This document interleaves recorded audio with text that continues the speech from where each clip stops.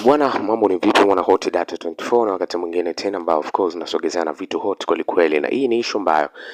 imeweza kuibuka muda huu na imeweza kuzungumza na mwanadada ambaye amekuwa ni mhabarishaji wa kutoa taarifa mbalimbali kuweza kuhusiana na celebrity tofauti tofauti, na amekuwa akizua pia mijadala mikubwa, lakini pia na ugomvi mkubwa mara kadha wa kadha, na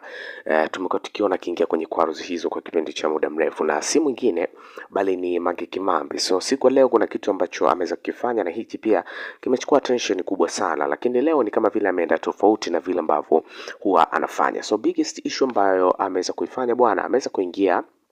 live na kuweza kurecord kuzungumza, na of course akarecord na video ambayo hii bwana amekuwa akizungumzia haswa kwa wale wadada ambao mara nyingi tumekuwa tukiona wanakuwa na ndoto kubwa hasa tu za kutaka kuolewa na mtu ambaye ana fedha nyingi na vitu kama hivyo. So mtu ambaye ameweza kumtarget bwana ni Zuchu, ambaye of course ameonekana kwamba amekuwa ni king'ang'a sana kwa upande wa Diamond Platnumz kwa sababu ya mafanikio yake makubwa ambayo yuko nayo, na hivyo ndivyo ambavyo Mange Kimambi amekuwa akimtafsiri. Na Mange Kimambi baada ya kuweza kuja na video hii bwana, ameweza kufunguka ni kwa namna gani ambavyo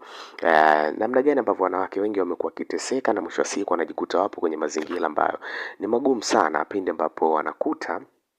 kile kitu ambacho alikuwa anakihitaji kutoka kwa mwanaume huyo bwana ameweza kukikosa kwa muda huo, kwa sababu mtu ambaye yuko na fedha bwana ni kwamba muda wote akiamua kuweza kuchukua pesa zake na kuamua kuweza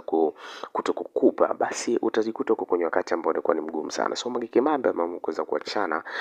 haswa dada wengi ambao wamekuwa kidepend haswa kwenye zile pesa ambazo mwanaume 100% yuko nazo. So akawahitaji kuweza ku make sure kwamba wasitegemee utajiri wa mwanaume kwamba wao ndio ambao utaweza kuwafanikisha au ndo wataweza kujipatia mapenzi zaidi, kutokana na kwamba anakuwa anampatia mapenzi mwanaume anakuwa anampatia pesa na vitu kama hivyo. So imekuwa ni issue ambayo imechukua nafasi kubwa sana. Kiasi kama bado hujafanikiwa kusubscribe au YouTube channel ya Hot Data 24, ni wakati wako kuweza kusubscribe, kucomment, kulike na kushare, kwa sababu Hot Data 24 inakupa kitu ambacho roho inapenda.